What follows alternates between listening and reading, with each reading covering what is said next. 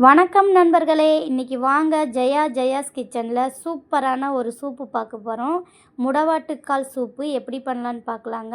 ஆட்டுக்கால் சூப்பும் இந்த சூப்பு ரெண்டும் ஒரே மாதிரி தான் இருக்கும். இது முட்டி வலி, கை வலி, கால் வலி எல்லாத்துக்கும் சூப்பராக கேட்குங்க. இதுக்கு தேவையான பொருள் இது எப்படி பண்ணலான்னு சொல்லி பார்த்துடலாம் வாங்க. பாருங்கள், நல்லா சூப்பராக ஆட்டுக்கால் மாதிரியே இருக்குதா. இப்போ இதுக்கு முடவாட்டுக்கால் இப்போல்லாம் எல்லா பக்கமும் கிடைக்குதுங்க. சின்ன சின்ன கிராமங்கள்லேயும் சரி, டவுன்லேயும் சரி, எல்லா பக்கமும் கிடைக்கிது. இதை வச்சு நம்ம எப்படி ரெடி பண்ணலாம் அப்படிங்கிறது பார்த்துடலாம் வாங்க.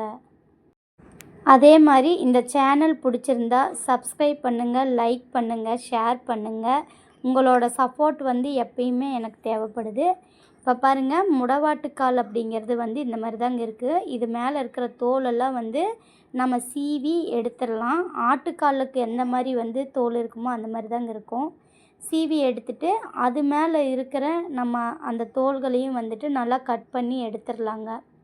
கட் பண்ணி எடுத்தோம்னா நம்ம இஞ்சி எப்படி இருக்குதோ அந்த இஞ்சி மாதிரியே தாங்க இருக்கும். அதே மாதிரி பாருங்கள், அந்த காலில் நகங்கள் இருக்குது பார்த்தீங்களா. ஆட்டுக்கு எப்படி காலில் நகம் இருக்கோ அதே மாதிரி இந்த முடவாட்டுக்கால் இது பாறைகள் நடுவில் தாங்க வளர்ந்து வரும். அதேமாரி ரொம்ப சத்தானது கூட. உங்களுக்கு கிடச்சிச்சின்னா அப்படின்னா நீங்கள் எங்கே கிடைச்சாலும் சரி, 1/4 கிலோ 50 ரூபா தான். நீங்கள் வாங்கி 1/4 கிலோ வாங்கினீங்கன்னாவே கிட்டத்தட்ட நிறைய நாள் ஒரு 6-7 தடவை சூப் போடலாங்க. இப்போ பாருங்கள், இது மேலே இருக்கிற தோலெல்லாம் நான் சீவி எடுத்துட்றேன். இந்த மாதிரி சீவி எடுத்தோம்னா அது மேலே பாருங்கள், அந்த முடி எப்படி இருக்குது பார்த்தீங்களா. இப்போ இது மாதிரி தாங்க இருக்கும். இப்போ நான் ஒரு கால் மட்டும் எடுத்திருக்கேங்க. இந்த ஒரு காலே நமக்கு நிறையா ஒரு 10 பேர் குடிக்கிற அளவுக்கு ஜூஸ் கிடைக்கும். பாருங்கள், இந்த மாதிரி வெள்ளையாக இஞ்சி மாதிரி இருக்கும். இப்போ இதை நம்ம கழுவி எடுத்துகிட்டு குட்டி குட்டியாக வெட்டிக்கலாங்க. நம்ம துருவியும் போட்டுக்கலாம், இல்லைன்னா குட்டியாக வேணாலும் வெட்டிக்கலாம். இப்போ நம்ம இது வெட்டி வச்சது நம்ம எடுத்து மிக்ஸி ஜாரில் மாற்றிக்கலாம். நல்லா முடிஞ்ச அளவுக்கு லேசாக வெட்டிக்கிங்க, அப்போ தான் மிக்ஸி அரைப்படும். அதுக்கப்புறம் இப்போ பாருங்கள், நான் அதை எடுத்து நான் ஒரு குட்டியாக ஒரு மிக்ஸி ஜாரில் போட்டுக்கிறேங்க. மிக்ஸிலேயோ இல்லை புல்லட் மிக்ஸிலேயோ எதில் வேணால் நம்ம போட்டு அரைச்சிக்கலாங்க. எல்லாம் மொத்தமாக போட்டுட்டு அதுக்கப்புறம் சின்ன வெங்காயம் ஒரு 10 வெங்காயம், அதுக்கப்புறம் பூண்டு ஒரு 6-7 பல் எடுத்துருக்கேங்க. இஞ்சி ஒரு 2 இன்ச் அளவுக்கு எடுத்து சின்ன சின்னதாக வெட்டி வச்சுருக்கேன். அதையும் நம்ம சேர்த்திக்கலாங்க. சேர்த்திட்டு சீரகம், மிளகு, சோம்பு, அதுக்கப்புறம் பாருங்கள் தனியா எடுத்துருக்கேன். வர கொத்தமல்லியும் 4 கிராம்பு எடுத்துருக்குறேங்க. இது எல்லாம் நம்ம ஒட்டுக்கா அதோட நம்ம போட்டுக்கலாங்க. போட்டுட்டு அதுக்கப்புறம் இன்னும் கொஞ்சம் தேவைன்னா கூட நீங்கள் மிளகு, சீரகம் சேர்த்திக்கலாம். அதோடைய நம்ம கொஞ்சமாக மஞ்சத்தூள், ஒரு 1/4 டீஸ்பூன் அளவுக்கு நான் மஞ்சத்தூள் சேர்த்திருக்கிறேங்க. அதே மாதிரி 1 டீஸ்பூன் அளவுக்கு நான் சால்ட்டு சேர்த்திருக்கேன். அரை டீஸ்பூனாக 2 டைம் நான் சேர்த்திருக்கிறேங்க. இப்போ இதை நல்லா தண்ணி ஊற்றி நம்ம அரைச்சி எடுத்துக்கலாங்க. அரைச்சி எடுத்துட்டு இப்போ ஒரு பாத்திரத்தில் நம்ம மாற்றிக்கலாங்க.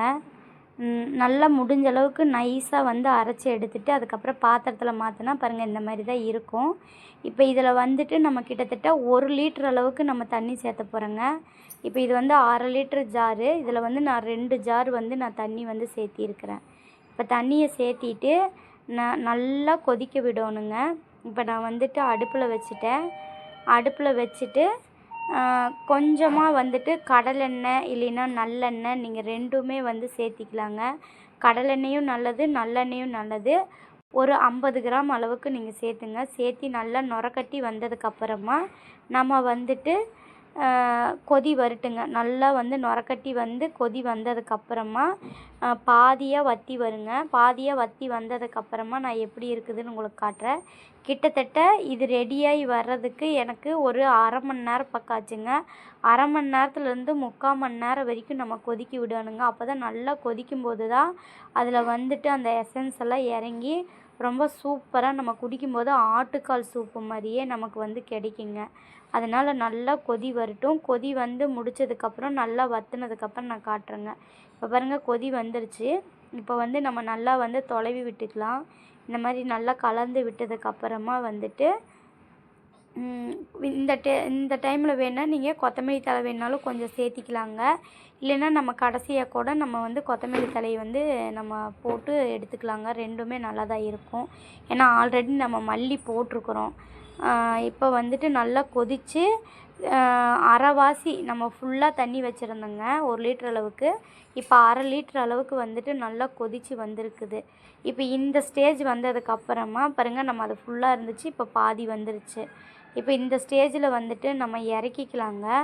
நல்லா இறக்கிட்டு அதுக்கப்புறமா வந்து நம்ம ஒரு கொஞ்சமாக கொத்தமல்லி தழை வந்து நான் கட் பண்ணி எடுத்து வச்சுருக்கேன். நமக்கு எவ்வளோ தேவையோ அவ்வளோ கொத்தமல்லி தழையை வந்து கட் பண்ணி எடுத்து வச்சுட்டு இப்போ இதை வந்து நம்ம வடிகட்டிக்கலாங்க. முடிஞ்சால் இரும்பு ஜல்லடை இருந்தால் இரும்பு ஜல்லடை கூட நீங்கள் யூஸ் பண்ணிக்கலாம். இப்போ என்கிட்ட இரும்பு ஜல்லடை இல்லாதனால நான் பிளாஸ்டிக் ஜல்லடை தான் வந்து போட்டிருக்குறேங்க. நல்லா வந்து ஃபுல்லாக வடிகட்டி எடுத்துருங்க. அப்போ தான் குடிக்கிறதுக்கு நல்லாயிருக்கும். அப்புறம் கொத்தமல்லி தழையை வந்து நம்ம தூவி எடுத்துட்டோம்னா நம்மளோட சூப்பரான மொடவாட்டுக்கால் சூப் ரெடியாகி வந்துருங்க. பாருங்கள் எப்படி வந்துட்டு நமக்கு அந்த கொழுப்பு வந்து கட்டி வந்திருக்குதுன்னு சொல்லிட்டு. ஆட்டுக்கால் எப்படி இருக்குதோ அதே மாதிரி தான் சேம் இருக்குங்க. இவ்வளோதாங்க. இந்த சேனல் பிடிச்சிருந்தா சப்ஸ்கிரைப் பண்ணுங்கள்.